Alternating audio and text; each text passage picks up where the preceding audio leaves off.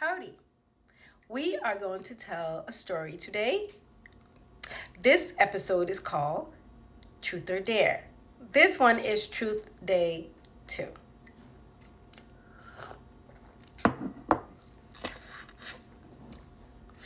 It was a bright sunny day. I was out with my cousin Simone, my sister Rebecca, also known as Ribka. It was a beautiful day. I wore my favorite pair of jeans. This was a time when I used to run around the track over and over again, sometimes even with a soccer ball. And I kind of built my butt up really well, and it was like perfect.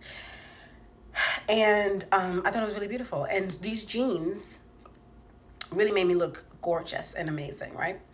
So one fateful day, I came home.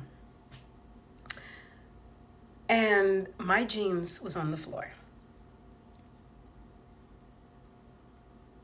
Now, you have to understand that I was very OCD. Okay? Everything had to be perfect. Everything. I had hangers for everything. I had at one point hangers for short sleeve, hangers for long sleeve, hangers for straps, and they were all different colors. And this was a big thing for me. A big thing. And it was organized. Pretty, beautiful, to the T. My sister lived with me, and my cousin lived with us. So my cousin had her own room. My sister was in my room. And because my mom adopted my cousin. And my sister had a different mom, and she was just, like visiting. So, let me stop saying So, I went downstairs after witnessing the monstrosity of a murder scene called My Jeans on the Floor with a rip in them. My favorite jeans that I wear everywhere. I came downstairs. I said, who wore my jeans? Here's Simone watching cartoons. Little kitty cartoons like she liked to do on the regular. I don't know why. And here is my sister Rebecca on the phone chiming up this new boy she's dating. So I'm like, instantly, they're both heavy set. One is more heavy than the other, Simone. I instantly blamed Simone. Reason being is because Rebecca was in the house with me and she knew I was OCD. Okay, she knew I was OCD. She knew I liked everything perfect. She knew everything about. Simone did too, but she was never in my room like that to like be bothered by it, or to get irritated with me telling her to put things in, make sure everything's there. She'd come in my room. She was always in my room with us, always. But she was never controlled. Oh, make sure you put this here. Make sure you do this. Make sure you do that. Like what Rebecca was getting. If she picked up something, make sure you put it back where you picked it up from. Everything has its place. I was that type of sister. I gave her a day planner for her birthday. And I said to her, Rebecca, you're on your way when you plan your day. And she was like, you could have gave me anything else. She actually wanted books, ironically. Rebecca's a good reader. She's a big reader. She actually wanted books versus a day planner. And I was like, well, why don't you write your life? You know what I mean? So anyway, and read that later. But anyways, okay, so I said, did that, right? So my cousin was sitting there looking innocent as ever, and I just looked right at her like, I know you did it.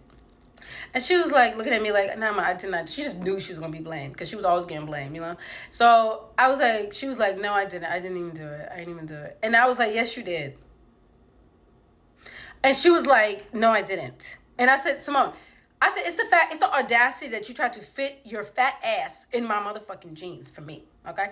And she was like, Nama, I wear size 14. I would never wear your jeans, which is a size 5. I'm not crazy.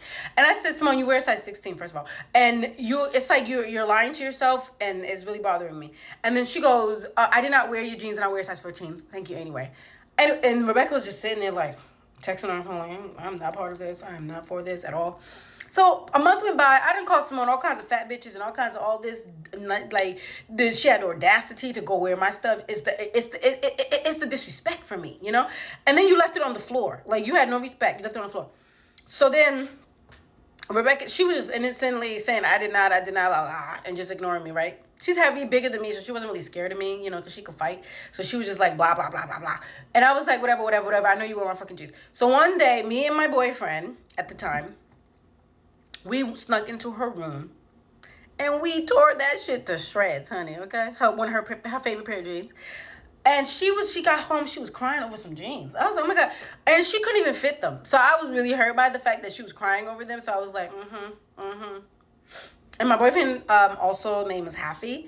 He, at the time, he helped me, but I ripped him up. But he was, like we snuck in there together and all that kind of stuff, or whatever. So Simone was really mad at Happy for like a long time because of that, because we definitely was not hiding the fact that we did that to her, because we really felt like she did that. We really felt like she's the one who wore my jeans, and it was like a final situation, right? And he liked me in those jeans. So it was like a bond that we had. Like, those jeans was like, I was flossing in my favorite fucking jeans. I had other jeans, don't get me wrong, but those were my favorite.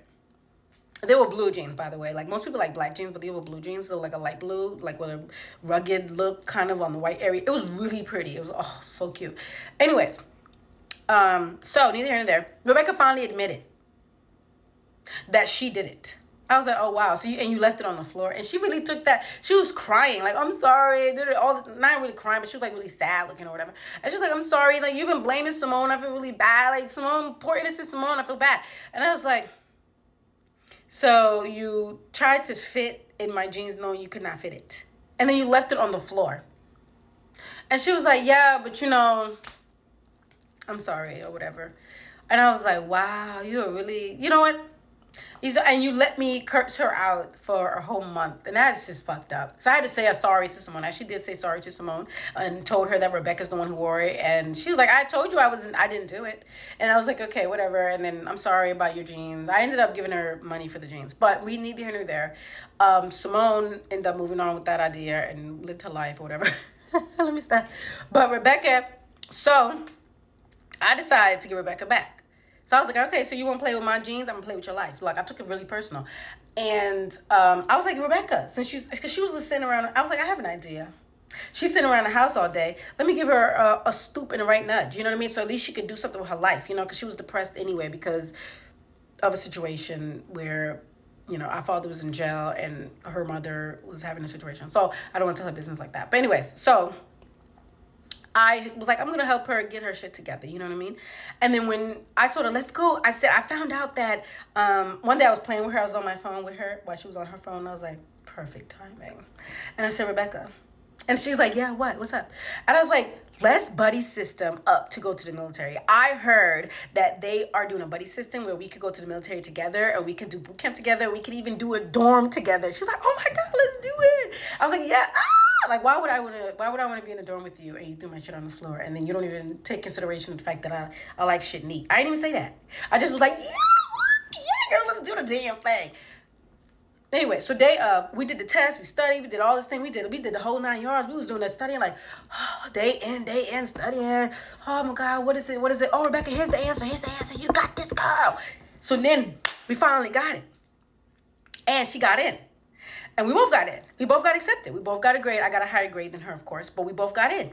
And when the time came, I was like, I've changed my mind, Rebecca. I don't know. I've got an epiphany. I feel like I have put myself on the floor, and I feel like I'm. Sorry, you should have seen her face. She was like, so we'd already packed. Everything was ready. You know what I'm saying? So I feel like I have other skills, like I could do it myself. And then so she went, come to find out that the guy she was dating, she ended up being pregnant. So she had a dishonorable discharge, or honorable discharge. So she could go back. She had honorable discharge for being pregnant. So at boot camp, because before boot camp, they do a test on you, everything, like your whole 9 yards, everything. They do a whole test just to make sure you're safe before you enter into the military. And one of the things is a pregnancy test. And she did not pass it, but they don't find out till after because it takes time. At that time, it took time. We were kids. At that time, it takes time. So once she was in boot camp, they found out she was pregnant and she had to go home. And now she's married to the guy. She has, 5 kids. She's married. She's happy. He's in the military, so they doing their thing. He decided to go to the military. Anyway, so he's doing her thing, and she now has a well-established man. Isn't that crazy? She did get married, though. I don't know. Who knows what she would have been if she didn't. Long story short.